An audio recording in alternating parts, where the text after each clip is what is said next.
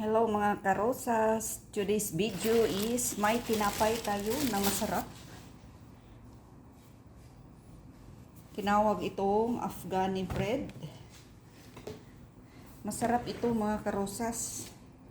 Iano mo siya sa lab na cheese. Ito ang partner niya.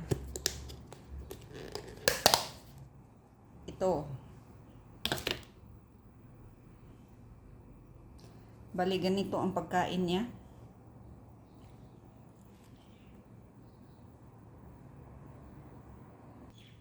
Tapos maya, hiwain natin ito na 4 na piraso. Ilagay natin sa refrigerator.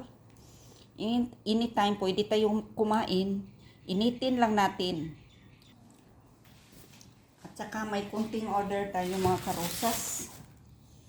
Maliit na papaya. Medyo hilaw pa pero ilagay ko ito sa dark place mga 2 days. Mahinog na ito. Bali local ito na papaya mga karosas kasi wala pang supply dito yata. Saka may American lemon tayo. Masarap ito pang juice. Para healthy.